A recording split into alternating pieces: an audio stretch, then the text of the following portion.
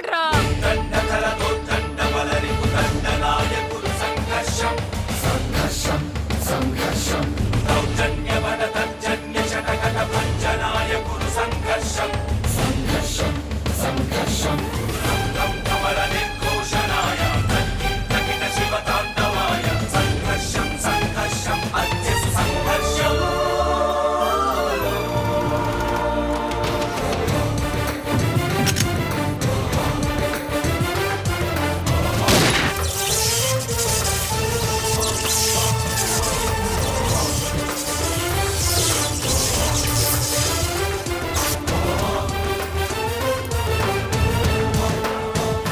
Inspector, ఎవరు రమ్మన్నారు? నువ్వు ఇక్కడికి వచ్చావు?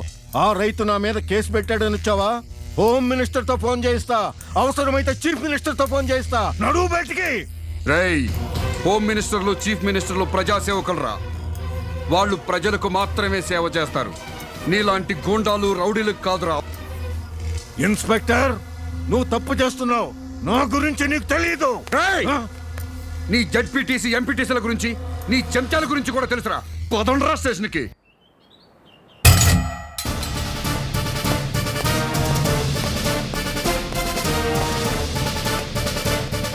గవర్నమెంట్ గెస్ట్ హౌస్ మీద దాడి చేసినందుకు వీళ్ళ మీద కేసు బుక్ చేశారా? అవును సార్. ఎమ్మెల్యేని బూతులు తిట్టినందుకు మరో కేసు బుక్ చేశారుగా? Yes sir. మీకు ఎమ్మెల్యే అన్న భయం లేదు, ముఖ్యమంత్రి అన్న భయం లేదు. ప్రజాస్వామ్యం.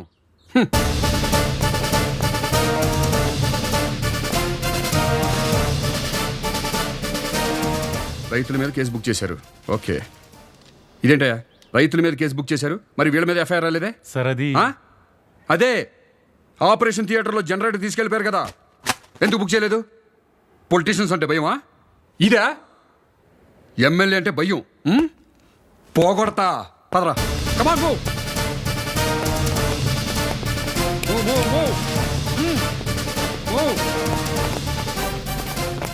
భయపడతా మీరేం డ్యూటీ చేస్తారా? మిమ్మల్ని భయం అంటారా మీకు?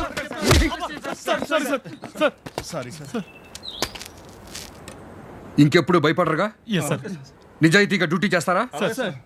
సిన్సియర్గా ఉండండి.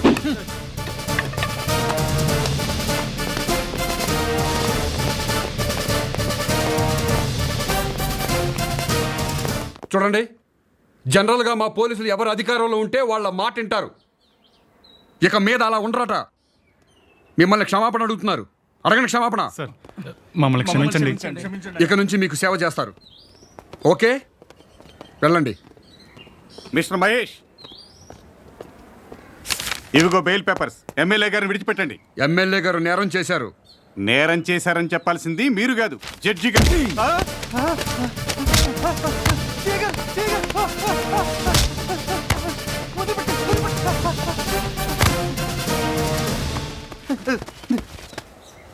రై, సూపర్ స్టార్ కృష్ణ గారు తెలుసా? తెలుసు. వాళ్ళ అబ్బాయి మహేష్ బాబు పెళ్ళయిందా? కొడుకు కూడా పుట్టాడు. పద్మభూషణ్ మెగాస్టార్ చిరంజీవి గారు అబ్బాయి పేరేంట్రా? రామ్ చరణ్ తేజ. రామ్ చరణ్ తేజ్ ఏం కాబోతున్నాడు? మరో మెగాస్టార్. సూపర్ స్టార్ కృష్ణ గారు అబ్బాయి మహేష్ బాబుకి కొడుకు పుట్టాడని తెలుసు, చిరంజీవి గారు అబ్బాయి మెగాస్టార్ కాబోతున్నాడని తెలుసు. కానీ ఎమ్మెల్యే మూలంగా మీ ఊళ్ళో ఓ రైతు చనిపోయాడని మాత్రం తెలీదు. తెలుసు. ఇంకెప్పుడు ఎవరికి బెయిల్ ఇవ్వు. కానీ మా పోలీసు వాళ్ళు తప్పుడు కేసులు బనాయిస్తారు చూడు, అలాంటి వాళ్ళకి ఇవ్వు. అలాగే సార్. వెళ్ళు.